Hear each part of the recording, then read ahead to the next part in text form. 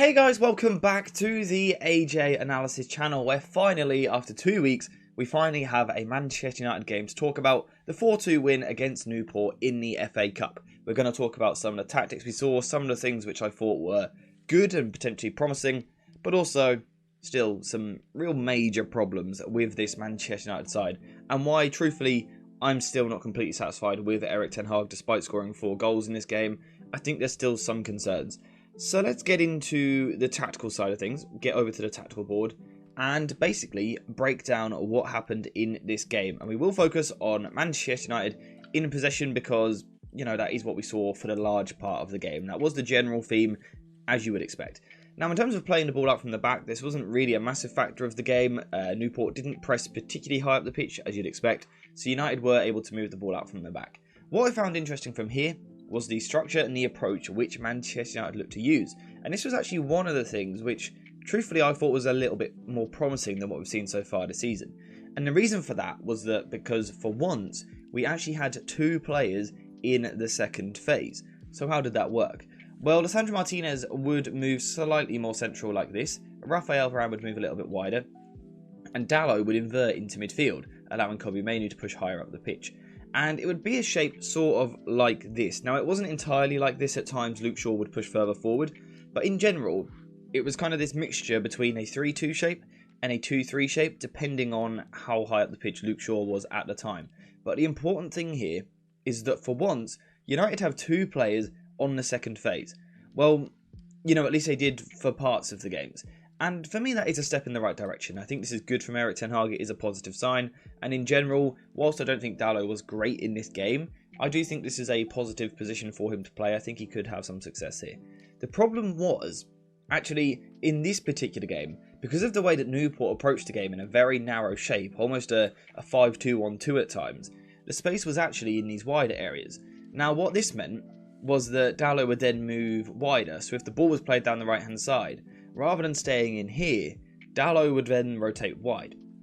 Now the issue is, we're back to only having 1 player in the second phase in the middle of the pitch. Now you might think that Kobbie Mainoo could naturally just drop into this area, pick the ball up, be the rotation point, and that works quite well. That's exactly where you want Kobbie Mainoo. That's the exact job you want him doing, where he's given this license to do a bit of both.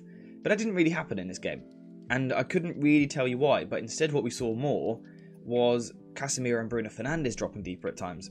And I cannot get my head around the logic of Bruno Fernandes deeper than Kobbie Mainoo. Unless you want to play incredibly direct vertical football. And I think that might be your answer, because I think that is what Erik ten Hag wants to do. But regardless of this, United were able to progress the ball forward. They were able to find space, and they were able to play out from the back, of course, as well. With this space out wide, with Luke Shaw, who I thought had a really good game. And like I said, Dalot as well, who I think struggled a little bit. But my issue was, I think Kobbie Mainoo has been one of our best players in recent weeks. And whilst I do want him to have a higher role than a true 6, I think this is too high. At times in this game, he was almost playing as a 10, and granted he got his goal brilliantly taken. I just don't think it is his best position. I think you get more from him if you have him in this role here, where initially perhaps he's a little bit higher, but when Dalot does rotate out, now get Kobbie Mainoo into these areas, now get him on the ball. Because the reason you want Kobbie Mainoo on the ball is because he's someone who takes extra time on the ball. He's someone who takes extra touches. He has pauser to his game. He's nice and composed. He's press resistant. But importantly, he doesn't just spam the ball forward for the sake of it. Because he was actually higher up the pitch, we ended up with Bruno Fernandes and Casemiro. And we know that when these 2 guys get the ball with a bit of space and see players ahead of them, they're going to play the pass every time. Every single time. And what it meant was that I actually felt that at times United were in the structure to control the game. And even of the spacing of the players, I didn't think was too bad. The midfield was relatively connected if Kobbie had been a bit deeper. But the intention of the players is just far too direct. This is a sort of game against Newport. No disrespect to Newport. But United should dominate the ball in that game. It should be 70% possession, which it was. But most of that ball should be in the Newport half. Not with the United centre-backs. It should be camped in the Newport half, trying to break them down, but we don't really see that, particularly at 2-0 up. Get the ball, keep the ball, work Newport, make them chase shadows, just keep moving the ball from side to side, recycle the ball in these areas. We've got the numerical overload in the build-up phase. We've got 5 players here. They had 3, maybe 4 at times, but we've got the numerical overload. just keep shifting the ball. Use the width of Antony on the right hand side, Garnacho on the left. Use the width, stretch the pitch, keep the ball, make Newport do the work. But United don't do that. Instead, we play this football which is so direct, so quickly looking to get the ball forward. And at times it worked. It got Garnacho into good positions, it got Antony into good positions. The problem from there was the decisions of the wingers. And this is where perhaps it's a Ten Hag issue, but also perhaps a squad building issue. And Bruno Fernandes did allude to it. He said we had chances to make it 3-0, but everyone wanted to score and get their goal. And sometimes we don't get the best decision for the team. And I think this is a problem which Erik Ten Hag has at the moment. If you look at the profile of the Manchester United wingers, I think Antony is more of a shoot-first player than what we thought he was.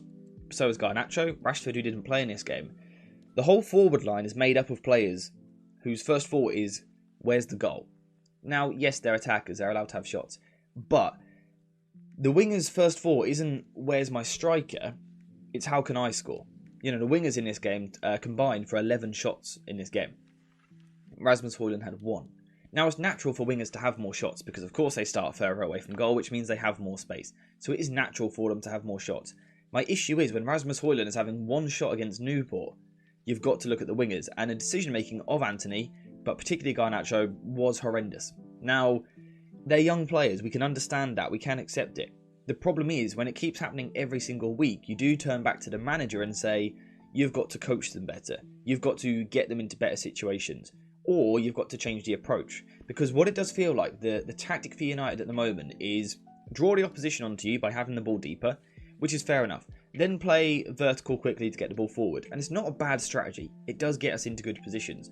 But the tactic just constantly seems to be, when we actually want to hurt teams, it's just pass to the wingers, ask them to be super aggressive in their duels, in their 1-versus-1 situations, and attack the backline. Now, the problem with this approach is sometimes you're going to score goals and it's going to look great. The problem with this approach is that when you lose the ball, you've got to then counter-press. Because if not, you are giving the opposition a lot of the possession. And the problem for United is that, you know, Garnacho perhaps goes on a dribble, loses possession, Newport get the ball. The problem here is that United aren't super good on the counter-press. For example, if we look at someone like Liverpool, they do play in a similar way. They'll often play the ball out from the back, draw teams onto them, and then look to play quick vertical football, which means they lose the ball quite a lot. But importantly, their reaction is really good. They quickly get the ball back, they've got really good duelers in midfield, they quickly win the ball back nice and high up the pitch, and that's how they destroy teams. But we do this thing where we quickly move the ball forward, we then make bad decisions in the final third, and then we don't really do a very good job of winning the ball back in the counter-press. As a result, the opposition then get chances.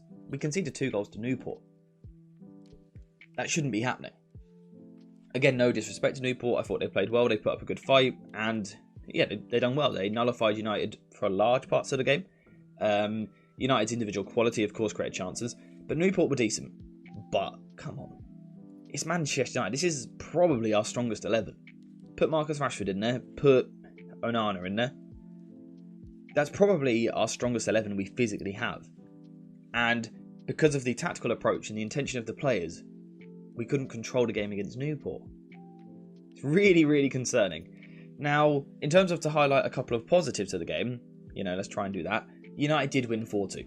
We did win the game, and you can only win the cup by winning your games. Performances don't matter in the cup as much as what they do in the league. At the end of the day, you just want to be in the competition. You want to be in the draw. You got to win games to win the trophy. So that's a positive. The other positive was the return of Lisandro Martinez. I thought he was really good. I thought on the ball he was absolutely brilliant. We saw Bayindir as well making his debut. I thought he had a good game. No real chance with the 2 goals. Comfortable on the ball, playing out from the back. Some good saves, good throws, apart from one dodgy one. In general, a good game. Luke Shaw played well. Kobbie Mainoo, first goal. Love that. Rasmus Højlund showing that desire constantly to make things happen. Even when his teammates aren't passing him the ball, he does not stop. He just keeps going. And that is exactly what you want from a striker. You don't always get the ball, but he just keeps going. He keeps making the runs, and eventually he creates a chance for himself, essentially. Scores a goal. So I'm really pleased for Rasmus Højlund, but I do still have concerns. We were hoping that Casemiro would come back in the second half of the season and be different to what he was in the first half of the season. Now, yes, he probably has a bit of rust after not playing much recently, but these stats don't look good. 58% pass accuracy at half-time, upped it to 66% in the end, but he didn't win his ground duels, which, again, we can put down to a bit of rust because he hasn't played much recently, so I will give him the benefit of the doubt in this one-off game. But if these are the numbers which he's going to be producing in the second half of the season, United are going to have problems. Real problems. And those problems are that when we get the ball, we look to quickly attack, quickly be direct. We get the ball into the final third. We don't have too many patterns of play once in the final third. You know, I wouldn't say there's any repeat structure which we see apart from wingers being direct. That's the only real approach to the game. Therefore, we make bad decisions, we lose the ball in the final third, we don't counter-press well, we don't cover ground that well in midfield, our defence gets exposed, and you concede goals. So, those are basically my thoughts on the game. I think you can only take so much from a tactical point of view, again, against Newport. I don't mean to be disrespectful, but when your players are so much better than the opposition, you can only take so much from the game. The positives would be Kobbie Mainoo as always, Lisandro Martinez returning, Bayindir, Luke Shaw, good performances. Also, potentially, the structure, the idea of Dalot inverting is good in principle, but it has to be changed how it's done. It has to happen much more regularly, and the rotations have to be better when we rotate. If you're going to rotate, do it better in terms of Kobbie Mainoo dropping deep, taking Dalot's place, things like that. The concerns would be the lack of general approach, the inability to control a game against a League 2 side. Those are my thoughts, though, on the game. Let me know yours in the comments down below. Am I being a little bit harsh? At the end of the day, we did win 4-2. We are through to the next round. We scored 4 goals. Can't be that bad. Let me know what you think in the comments. Personally, I was disappointed by the performance, the lack of control and things like that. Let me know what you think. Also, like the video while you're here, and also subscribe to the channel. We recently hit 22,000 subscribers, which I'm extremely grateful for. So thank you guys for that. Also, thank you guys for watching, but apart from that, we are finished for today. So thank you guys for watching. I hope you have enjoyed it, and as always, I'll see you in the next one.